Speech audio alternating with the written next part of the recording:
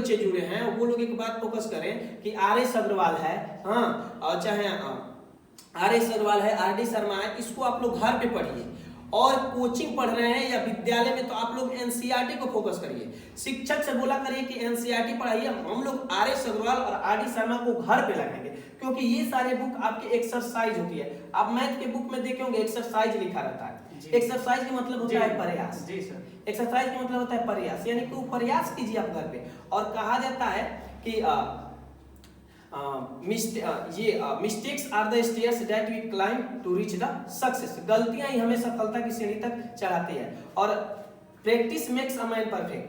अगर जो लड़का बार बार प्रैक्टिस कर रहा है, उसे गणित नहीं आ रहा है, अगर वो बार बार प्रैक्टिस करेगा ना, तो वो भी एक दिन गणित को क्या करेगा, वहां तक पहुंच जाएगा जहां तक सोचा भी नहीं होगा। और सर एक बात मैं ये भी बताना चाहता हूं अपने बच्चे सबसे भी, कि आप लोग भी इस बात को ध्यान में रखिएगा कि मैथ जो होता है ना, ये कुत्ते की तरह होता है। जैसे हम लोग कुत्ते से जितने डरते हैं, कुत्ता भौंकता है, हम लोग भगते हैं ना, भगते हैं। जी जी, ये तो है। अच्छा, अब वहीं को अगर हम ढीठ होकर खड़े हो जाते हैं तो कुत्ता वहीं रुक जाता है, रुकता है कि नहीं रुकता? और फिर हम वहां से भागेंगे तो भागाएगा, दौड़ता है ना पीछे। उसी प्रकार एक मैथ होता है। मैथ से मैं जितना भागता जाऊंगा ना, उतना ही मेरे पीछे दौड़ता जाएगा, आता है ना।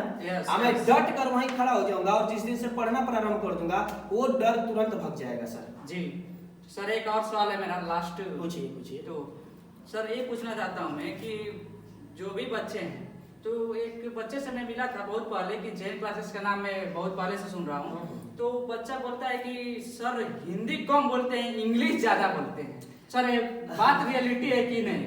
ये तो आपने बात बहुत सही बोला। एक्चुअली मैं देखिए फिर इंग्लिश बोल दिया मैंने। एक्चुअली नहीं, मैंने वास्तव में कहा जाए सर, तो जो भी मेरा स्टडी फैसिलिटी रहा है, मैंने बच्चे सबको प्रीवियस में मैं ग्लोरियस आईएएस एकेडमी पढ़ाया हूँ गोरखपुर। वहाँ जो भी बच्चे थे उन्हें इंग्लिश टू इंग्लिश ही पढ़ाया जाता था, वर्ड मीनिंग भी इंग्लिश टू इंग्लिश पढ़ाया जाता था।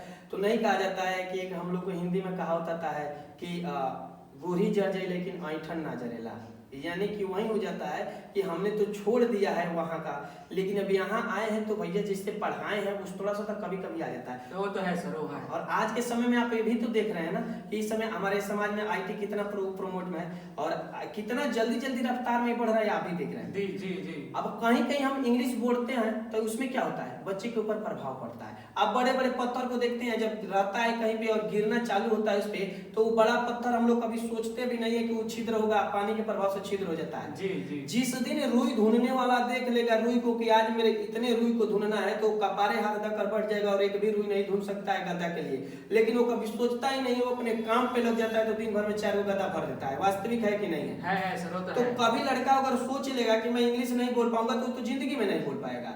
यही होता है कि मैं उसमें थोड़ा पढ़ाते हिंदी पढ़ाता हूँ। ऐसा नहीं है जो लड़का आपसे ये कहा होगा उसे ये भी पूछिए कि सर जी खाली अंग्रेजी बोलते हैं, नहीं, मैं भोजपुरी भी बोलता हूँ। मैं उन सबको हर एक चीज समझाता हूँ। जैसे कुछ भी पढ़ाया जाता है तो मैं उसको इंग्लिश के साथ हिंदी जरूर बताता हूँ। तो सर अगर आप इंग्लिश में पढ़ा रहे हैं, बच्चों को इंग्लिश भी नहीं आ रहा है, हिंदी भी बोलने नहीं आ रहा है, तो उसको किस माध्यम से आप समझा देते हैं? बहुत अच्छा आप क्वेश्चन किए और बहुत बढ़िया प्रश्न किए। मैं सबसे पहले देखिए, जो बच्चा को हम सबसे पहले उसका जड़ पकड़ते हैं। जी जी। जड़ के मतलब हो गया कि कहाँ उसकी कमजोरी है। अब मैं जब कमजोरी पकड़ लेता हूँ तो उसको देखिए, ऐसा कोई नहीं है कि पेट में से ही कोई सीख कर आता है। नहीं, वो तो नहीं है। मैं अपने माँ के पेट से सीख कर आया नहीं हूँ, नहीं आया हूँ। मैं भी तो इस पृथ्वी पर आया तो धीरे धीरे आगे बढ़ा।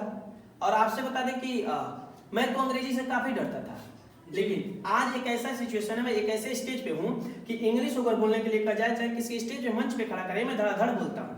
आपको लग भी रहा होगा कि सर तो मैंने जितना क्वेश्चन किया सर उसका जवाब फ्रेंकली दे रहे हैं। जी जी, ये तो लग रहा है मेरे को कि आप एकदम फ्रेंडली दे रहे हैं। और ये कहीं हेजिटेशन की बात नहीं होती है। अब बात रहा उसको अगर दोनों लैंग्वेज समझ में नहीं आ रही है, तो देखिए बताया जाता है कि लैंग्वेज भाषा हमारे समाज में 3 गो होती है जी। एगो मौखिक होती है, एगो लिखित होती है, एगो सांकेतिक होती है जी। तो तीनों भाषा का प्रयोग किया जाता है समाज में। मानिए अगर वो मौखिक के हिसाब से नहीं समझ रहा, सांकेतिक से समझेगा ना। जी जी। सांकेतिक, मानिए मैं पढ़ा रहा हूँ स्विम पढ़ा रहा हूँ, और स्विम का मतलब कर रहा हूँ तैरना, लड़का नहीं समझ रहा है, नहीं। तो मैंने अपने हाथों से मछली बना दिया और ऐसे कर दिया तो समझ जाए कि मछली तैरती है पानी में। जी। तो मैंने तो सांकेतिक के माध्यम से उसको समझा दिया कि नहीं समझा दिया? समझा दिया एकदम। तो वैसे बच्चों को मैं अलग अलग तरह से समझाता हूँ और समझाने का प्रयास करता हूँ। जी। तो थैंक यू सर इतना से बात करके।